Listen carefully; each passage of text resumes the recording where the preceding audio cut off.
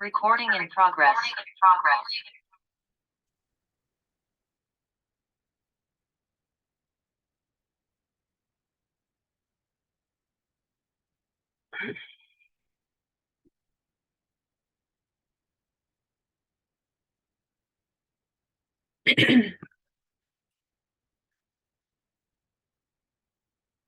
Good morning to all.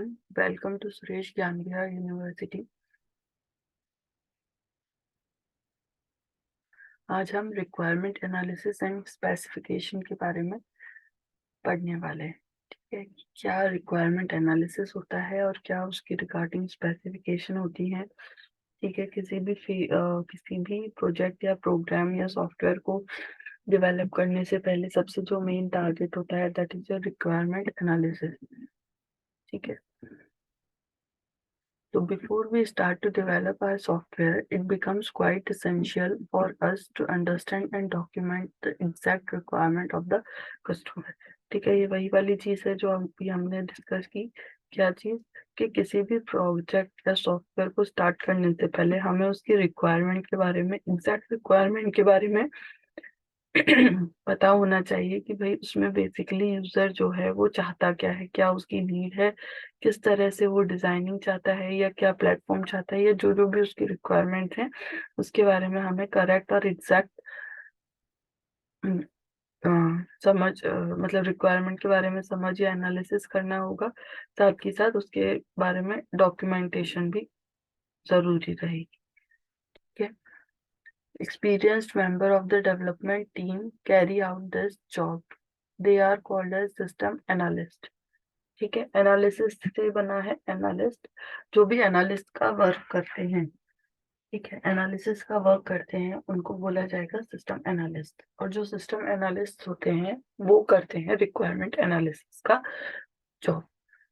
Okay, so the analyst starts requirement gathering and analysis activity by collecting all information from the customer which could be used to develop the requirements of the system. He then analyzes the collected information to obtain a clear and thorough understanding of the project to be developed. क्या मतलब हुआ इसका कि सबसे पहले वो क्या करता है, जो सिस्टम एनालिस्ट होता है वो रिक्वायरमेंट गैदरिंग एंड एनालिस्ट की एक्टिविटी को फुलफिल करता है। किस तरह से फुलफिल करता है कि जो भी उस पर्टिकुलर प्रोजेक्ट या सॉफ्टवेयर का जो कस्टमर है उससे detailed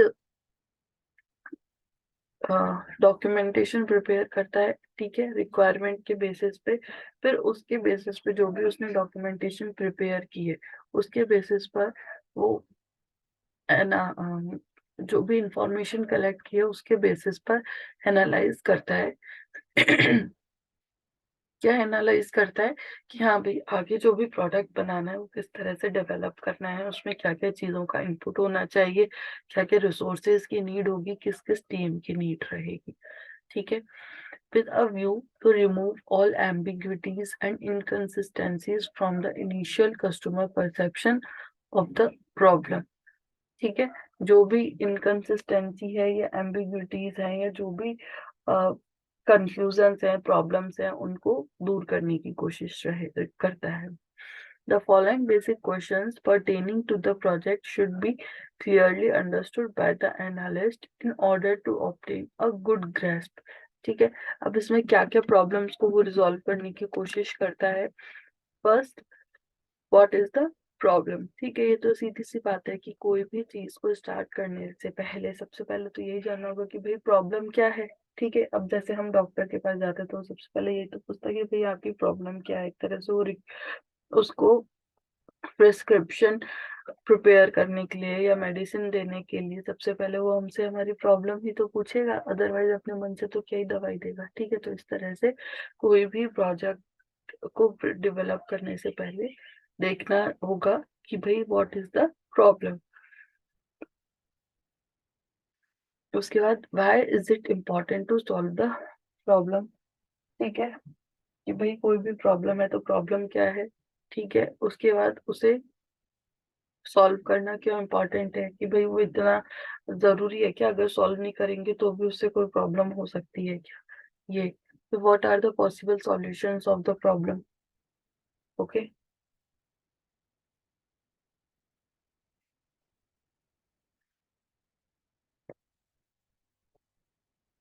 what exactly are the data input to the system and what exactly are the data output by the system? What are the likely complexities that might arise while solving the problem?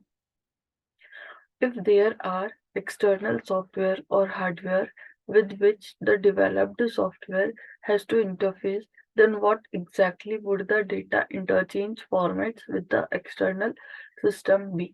ठीक है, तो सबसे पहले क्या हो गया कि problem क्या रहेगी, प्रॉब्लम को सॉल्व करना क्यों जरूरी है, ठीक है, क्या क्या उस पर्टिकुलर प्रॉब्लम के सॉल्यूशंस हो सकते हैं, क्या क्या उसके लिए डेटा की नीड रहेगी जो कि इनपुट करने की जरूरत है, और क्या उसके रिगार्डिंग आउटपुट हमें मिलना चाहिए, क्या रिसोर्सेज की नीड रहेगी, ठीक है। अब इतना देखने के बाद ये देखा जाएगा कि जब भी उस प्रॉब्लम को सॉल्व करेंगे तो उस प्रॉब्लम को सॉल्व करते वक्त क्या क्या रिस्क जनरेट हो सकती है, क्या क्या कॉम्प्लेक्सिटीज जनरेट हो सकती है, ठीक है। क्योंकि ये चीज अगर पहले से इस चीज के लिए प्रिपेयर नहीं होंगे तो एट द टाइम जब भी वो जनरेट होती हैं तब ज्यादा प्रॉब्लम होती है। तो इन सब चीजों के बारे में स्टार्टिंग में ही प्रेडिक्ट करना पड़ेगा, जिससे कि जब भी कोई जनरेट होती है रिस्क या कॉम्प्लेक्सिटी या जब कोई भी प्रॉब्लम, तो उसके लिए प्रिपेयर हो सकते हैं, ठीक है। Now, after the analyst has understood the exact customer requirements, he proceeds to identify and resolve the various requirement problems. ठीक है, इसके लिए हम पहले अभी तक इतनी देर से यही पढ़ रहे हैं कि जब एग्जैक्ट कस्टमर रिक्वायरमेंट के बारे में एनालिस्ट को समझ में आ जाता है तो वो उसके बाद आइडेंटिफाई करता है कि हाँ भाई, इस जो पर्टिकुलर जो रिक्वायरमेंट आई है इसके लिए क्या क्या सॉल्यूशंस हो सकते हैं, क्या रिजोल्यूशन हो सकता है, किस तरह से उसको रिजॉल्व किया जा सकता है।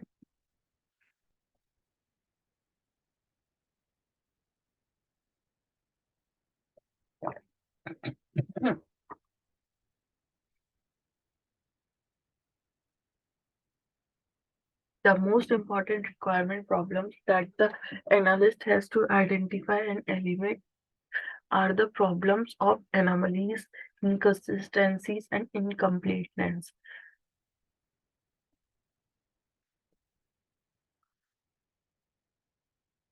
When the analyst detects any inconsistencies, anomalies, or incompleteness in the gathered requirement, he resolves them by carrying out further discussions with the end user and the customers.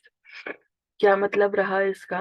इसका मतलब ये रहा कि जो सिस्टम एनालिस्ट होता है उसका जो मेन टारगेट होता है वो किस प्रॉब्लम को रिजॉल्व करने में रहता है, टू एलिमिनेट द एनोमलीज, ठीक है, इनकंसिस्टेंसी और इनकम्प्लीटनेस, कि जो भी प्रोजेक्ट स्टार्ट किया है वो कंसिस्टेंट रहे और कंप्लीट रहे, ठीक है। कंसिस्टेंट मतलब कि जो भी रिक्वायरमेंट दी गई थी वो उनको फुलफिल करता हुआ चले, और कंप्लीट रहे, यूं नहीं कि आधा अधूरा उसको बीच में छोड़ दिया जाए due to any misconceptions.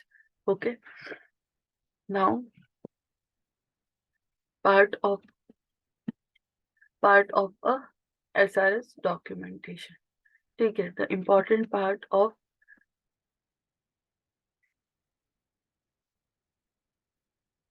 The important part of SRS document are functional requirement of the system, non-functional requirements of the system, and goals of implementation. ठीक है,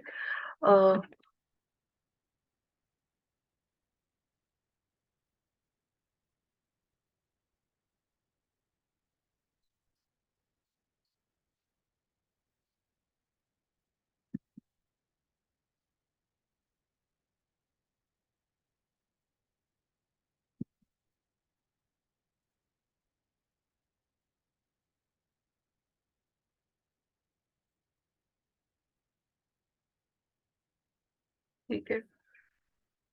इसमें सबसे जो मेन जो नीड रहती है वो क्या, जो पार्ट रहता है वो क्या होता है, functional requirement of the system and non-functional requirement of the system and goals of implementation। अब इनको देखते हैं हम आगे क्या है ये।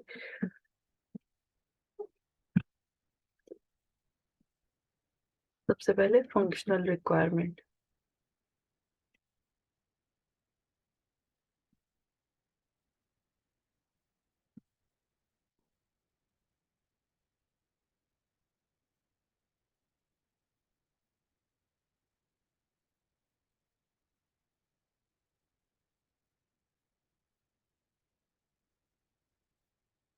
ठीक है, फंक्शनल रिक्वायरमेंट में क्या होगा, the functional requirement part discuss the functionalities required from the system।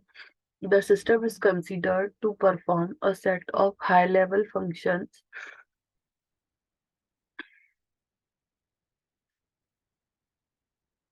The functional view of the system is shown as the figure in the figure। Each function fi of the system can be considered as a transformation of a set of input data to the corresponding set of output data। क्या मतलब रहा इसके अंदर ये है कि the system is considered to perform a set of high level functions। इसके अंदर इनपुट दिया गया है, ठीक है, ये जो डायग्राम नीचे दिखा रहा है ये सभी को विजिबल होगा।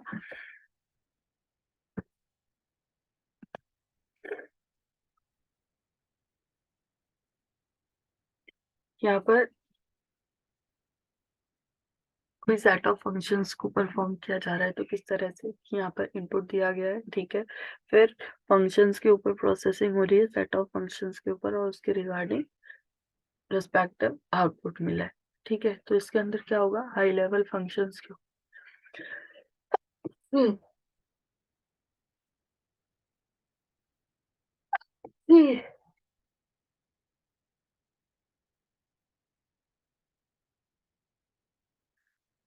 हाई लेवल फंक्शंस के ऊपर वर्किंग होगी, प्रोसेसिंग होगी, ठीक है। तो functional view of the system is shown in as the figure.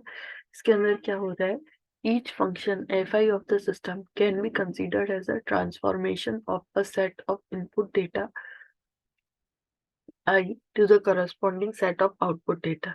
The user can get some meaningful piece of work done using a high level function।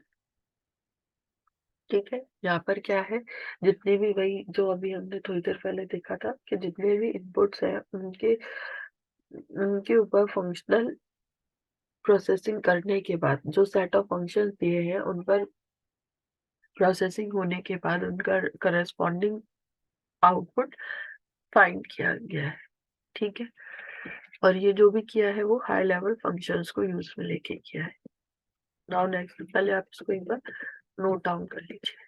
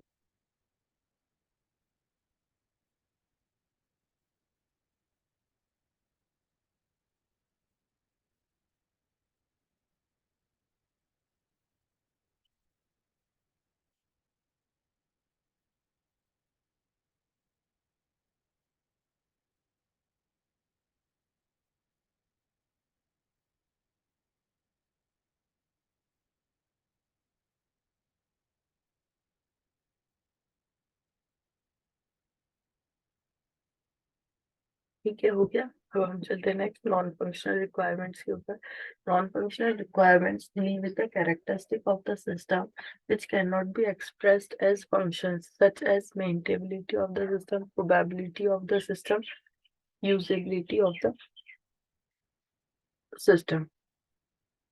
ठीक है, non functional requirements के अंदर क्या होगा, नॉन फंक्शनल रिक्वायरमेंट के अंदर होगा कि जिन पे वर्किंग वाला पार्ट नहीं होगा। ठीक है, लाइक मेंटेबिलिटी, मेंटेन सिस्टम को किस तरह से मेंटेन करके रखना होगा। ठीक है, उसको किस तरह से पोर्टेबल भी, अगर पोर्टेबल पोर्ट करने की जरूरत हो तो उसे किस तरह से पोर्ट किया जा सकता है, साथ ही साथ उसकी क्या यूजेबिलिटी रहेगी।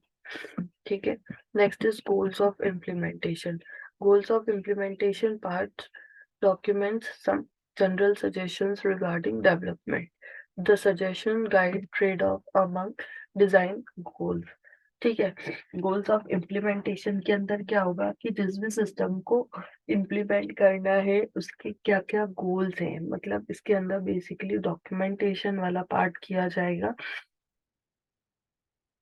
कि जब भी कोई सॉफ्टवेयर को या सिस्टम को डेवलप किया जाना है तो उसके लिए क्या क्या सजेशंस हो सकते हैं, क्या किस तरह से ये बेटर वर्क करेगा, क्या उसके लिए रिसोर्सेज की नीड रहेगी, क्या बेटर डिजाइन रहेगा, तो ये इसके अंदर इंक्लूड होगा। The goals of implementation section might document issues such as revisions of the system functionalities that might be required in the future, new devices to be supported in the future, reusability issues, etc। ठीक है, ये इसके अंदर basically involve किया जाएगा। फिर अब इसके बाद है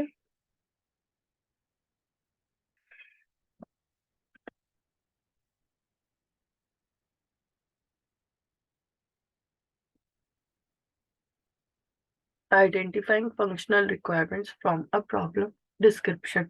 ठीक है, जो भी प्रॉब्लम डिस्क्रिप्शन दिया गया है फ्रॉम यूजर साइड, उसके बेस पे फंक्शनल रिक्वायरमेंट्स को आइडेंटिफाई करना।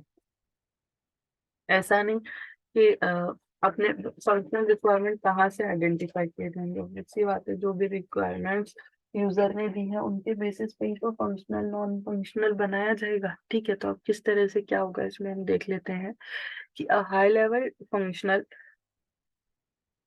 requirements often need to be identified either from an informal problem description document or from a conceptual understanding of the problem। ठीक है, जो भी प्रॉब्लम यूजर से समझ में आई है उसी में से ही तो हाई लेवल फंक्शनल रिक्वायरमेंट्स को फाइंड किया जा सकता है। ठीक है, तो each high level requirement characterize a way of system uses by some user to perform some meaningful piece of work। Okay, there can be many types of users of a system and their requirements from the system may be very different, so it is often useful to identify different types of users who might use the system and then try to identify the requirements from each user perspectives। ठीक है, अब जैसे कोई system बनाया गया है, कोई system बनाया गया है तो उसके डिफरेंट डिफरेंट यूजर्स भी हो सकते हैं। ठीक है, अब जो जितने जितने डिफरेंट यूजर्स होंगे उनका different different way of use भी चेंज होगा, या सबकी रिक्वायरमेंट्स भी अपने अपने अकॉर्डिंग चेंज होंगी। ठीक है, तो जब भी कोई सिस्टम बनाया जा रहा है तो उसके रिगार्डिंग डिफरेंट डिफरेंट यूजर्स को कलेक्ट करके उनकी रिक्वायरमेंट्स को एनालाइज किया जाता है, जिसके बेसिस पर वो सिस्टम या सॉफ्टवेयर या प्रोजेक्ट को डेवलप किया जाता है, जिससे कि सारे जितने भी यूजर्स उस पर वर्क करने वाले हैं उनके सारे एस्पेक्ट्स को कवर किया जा सके। ठीक है, अब जैसे कि यहाँ एक एग्जांपल लिया गया है, consider the case of the library system. अब जैसे लाइब्रेरी सिस्टम है उसके लिए डिफरेंट डिफरेंट यूजर्स क्या होंगे, डिफरेंट डिफरेंट यूजर्स होंगे, लाइक जैसे कि स्टूडेंट हो गया आपका, टीचर्स हो गए हैं, ओके, लाइब्रेरियन हो, सॉरी, लेबोरेटरी में जो होते हैं लैब इंचार्ज वो हो गए, तो सबका अपना अपना नीड रहेगी। जैसे कि स्टूडेंट क्या बुक्स कलेक्ट करते हैं या उनके वो अलग यूजर हो गए। ठीक है, टीचर्स का अपना अलग यूजर हो गए। ओके, इस तरह से different different.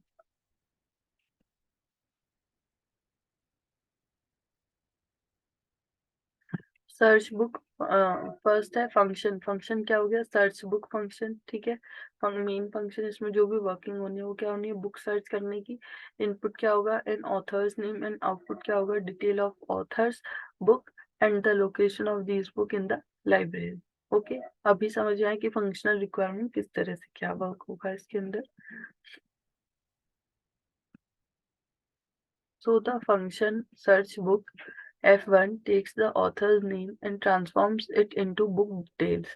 Functional requirement actually describe a set of high-level requirements where each high-level requirement takes some data from the user and provides some data to the user as an output. Also, each high-level requirement might consist of several other functions. ठीक है। Documenting functional requirements. अभी तो आपने देखा कि functional requirement किस तरह से होती है, वो किस तरह से अवेलेबल करवाती है चीजों को। Now next is documenting functional requirements.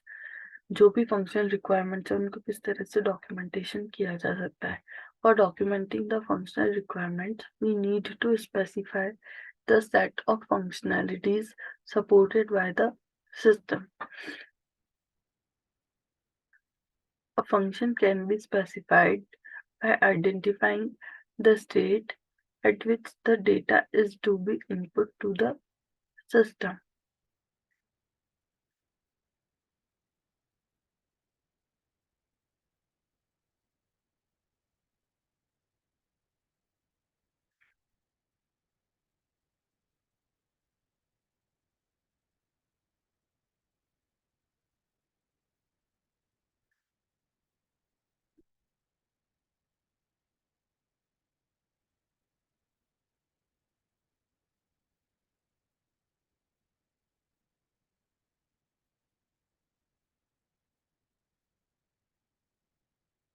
आया समझ में इसमें क्या होगा? इसके अंदर क्या हो गया कि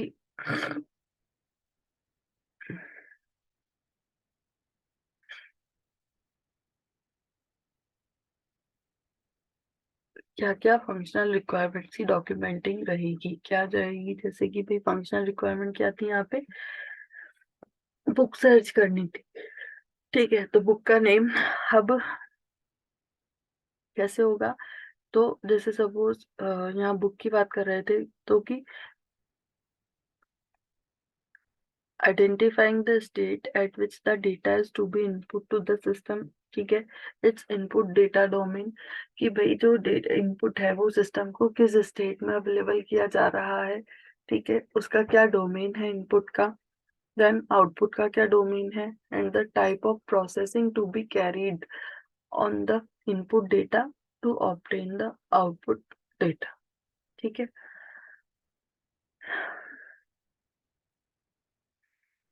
जैसे कि यहाँ पे एक एग्जांपल लिया है एटीएम मशीन, ठीक है। ATM system automated teller machine. यहाँ पर क्या है? Withdraw cash from ATM. तो R1 विड्रॉ कैश, ठीक है, ये रिक्वायरमेंट है। अब इसके लिए क्या डिस्क्रिप्शन है ये हम देख लेते हैं।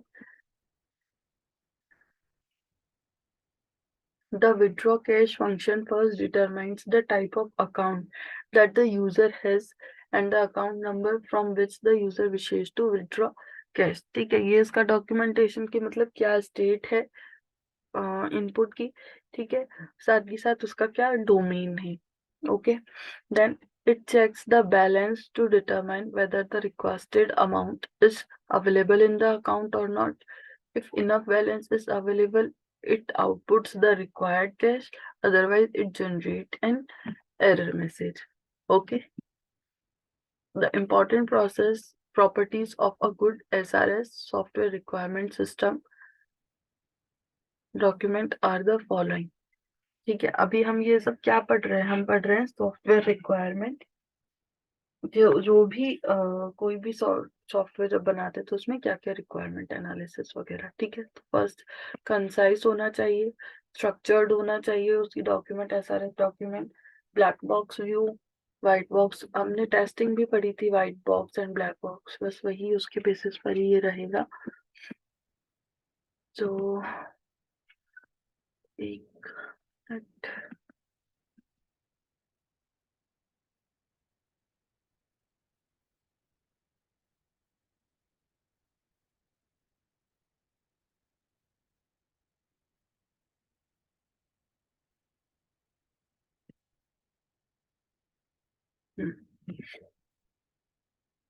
Select withdraw amount option,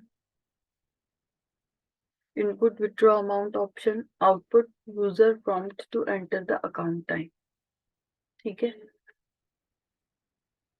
then select account type. अब यहाँ पे वेरियस फंक्शंस हैं. ठीक है, सबसे पहले विथड्रॉ अमाउंट ऑप्शन को सेलेक्ट करके अमाउंट डालना होगा. ठीक है, फिर अकाउंट टाइप को आउटपुट मांगेगा.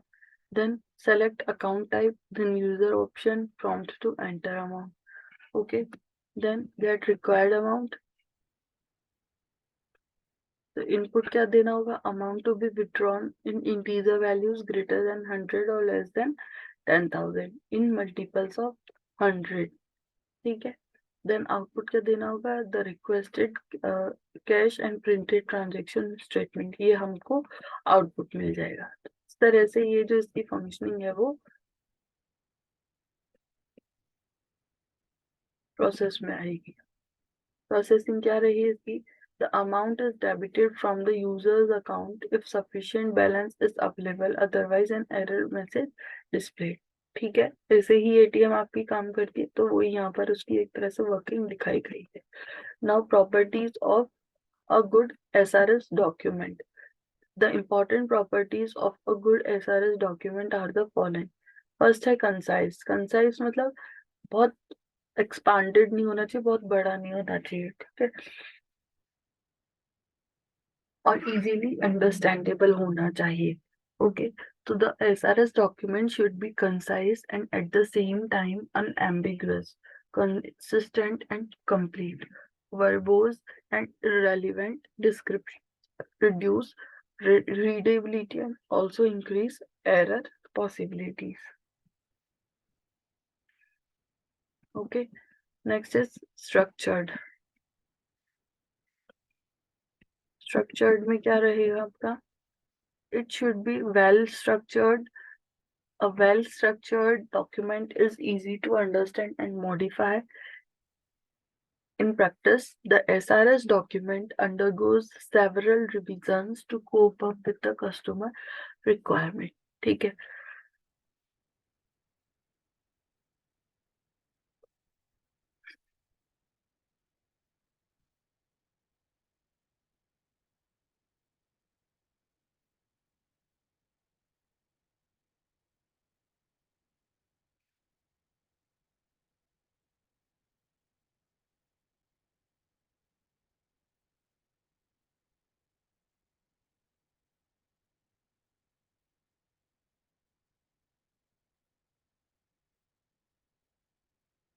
क्या समझ में आया स्ट्रक्चर्ड के अंदर, ये समझ में आता है स्ट्रक्चर्ड में कि जो भी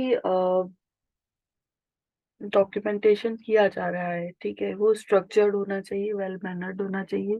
वेल मैनर्ड डॉक्यूमेंटेड होना चाहिए, मतलब कि वो इजीली अंडरस्टैंडेबल हो. ठीक है, और इजीली उसमें कोई भी अगर मॉडिफिकेशन की नीड हो तो वो भी किया जा सके. ओके, तो in practice the SRS document undergoes several revisions to cope up with the customer requirements.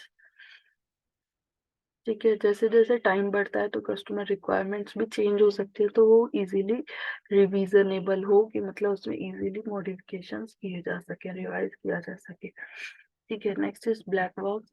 It should only specify what the system should do and refrain from stating how to do these.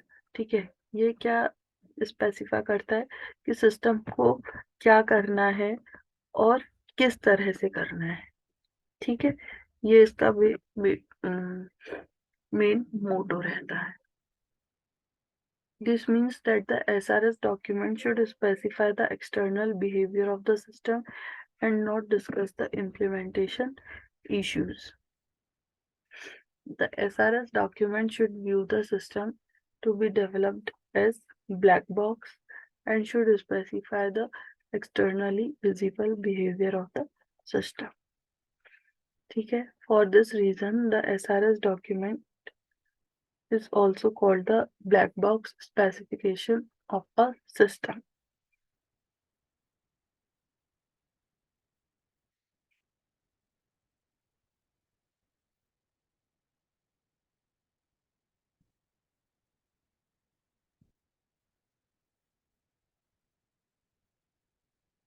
Next is conceptual integrity.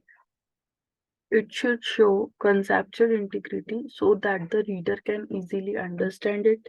Take a response to undesired events.